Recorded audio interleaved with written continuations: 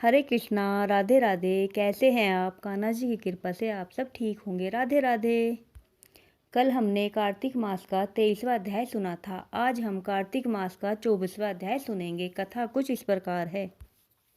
राजा पृथु ने नारद जी से पूछा, आपने तुलसी के विचित्र इतिहास के साथ उनका जो पुण्यप्रद महात्म्य कहा है उसे मैंने सुना। अब कार्तिक व्रत का फल और महात्म्य मुझे समझाकर कहिए।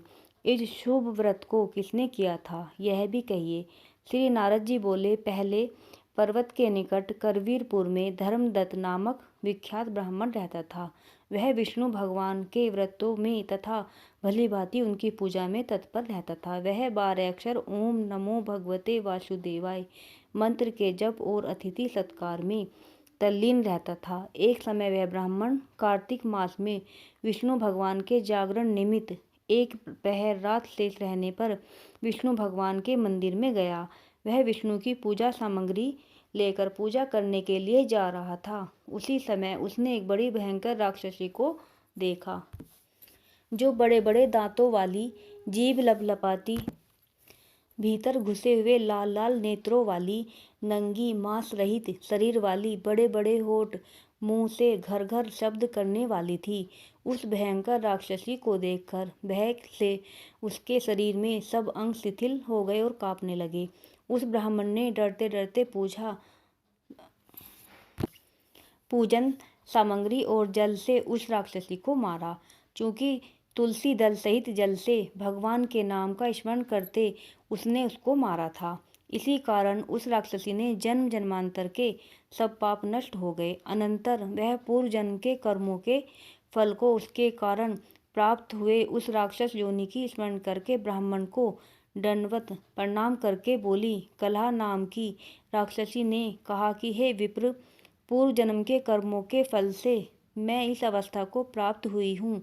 अब मैं इस पवित्र दशा को कैसे प्राप्त हो गई हूँ? श्री नारद जी बोले, उसको इस प्रकार प्रणाम करते और अर्थ वर्णन करते देखकर वह ब्राह्मण अति विस्मित होकर कहने लगा। धर्मदत्त ने कहा, तेरी यह अवस्था किस कर्म फल के कारण हुई और पूर्व जन्म में तू कहाँ की रहने वाली थी? तेरा कैसा चरित्र था? यह सब तू मुझसे कह। कलहा ने कहा, हे ब्राह्मण, सौराष्ट्र में भिक्षुक नामक एक ब्राह्मण रहता था। निष्ठुर स्वभाव वाली कलहा नाम वाली मैं उसकी भार्या थी। मैं वाणी से भी पति का कल्याण कभी नहीं चाहती थी और न अच्छा भोजन मिठाई आदि देती थी। सर्वदा उसको ठगती थी। नित्य ही झगड़ा मुझे प्यारा था। मुझे इस प्रकार व्याकुल करने वाले देखकर मेरे पति ने दूसरे विवाह की इच्छा की। तब मैंने पहले ही विष खाकर अपना अंत कर लिया। मरने पर यमदूत मुझे बांधकर बारंबार मारते हुए यम के पास ले गई। यमराज ने मुझे देखकर चित्रगुप्त से पूछा, हे चित्रगुप्त, देखिए इसने क्या क्या कर्म किया है। जो इसने अच्छा बुरा कर्म किया है उसका फल भोगेगी। कलहा ने कहा। चित्रगुप्त ने मुझे धिक्कारते हुए कहा, इसने कोई भी शुभ काम नहीं किया है और अपने पति को अच्छा भोजन न देकर यह स्वयं अच्छा भोजन खाया करती थी, इसलिए यह अपनी ही विष्ठा खाने वाली पति को देखकर उससे शत्रुता रखने वाली थी। इस कारण सुग्री का जन्म इसका हो। इस कारण यह विष्ठा भक्षण करती हुई सुग्री योनि में उत्पन्न होवे और अकेले ही पाक के बर्तन में भोजन करती थी। इस कारण यह अपने बच्चों को खाने वाली बिल्ली होवे। इसने पति पर क्रोध कर आत्मघात किया। इस पाप से यह घृणित प्रेत योनि में निवास करे। अब अपने दूतों के द्वारा इसे मरुस्थान देश में भेज दीजिए।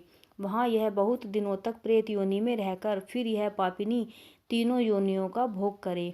कलहा ने कहा, वहीं से मैं 5 वर्षों से अपने कर्मों के द्वारा भूख प्यास से नित्य दुखित होकर प्रेत योनि में हूँ। भूख और प्यास से अति पीड़ित होकर एक वैश्य के शरीर में प्रवेश कर मैं कृष्णा और वेणी नदी के संगम पर इस क्षेत्र में आ पहुँची हूँ।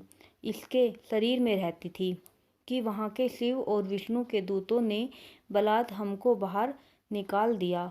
फिर हे द्विजोत्तम, मुझ भूखी प्यासी को आप दिखाई दिए। मेरे ऊपर आपके हाथ से तुलसी दल का छींटा पड़ गया। इससे मेरा सब पाप नष्ट हो गया। हे विप्र श्रेष्ठ, अब कृपा कर बताइए कि आगे होने वाली तीनों योनियों से और इस प्रेत देह से मेरी मुक्ति किस भांति होगी। ब्राह्मण बोला कि हे कला, इस प्रकार कला की वाणी सुनकर इस प्रकार उसके कर्मों के परिपाक एवं से स्वयं चकित और दुखी हुआ। उसकी ग्लानि देखकर उसका चित्त पिघल गया। तब ब्राह्मण थोड़ी देर ध्यान कर में चुपचाप होकर दुखित भाव से कहने लगा, राधे राधे।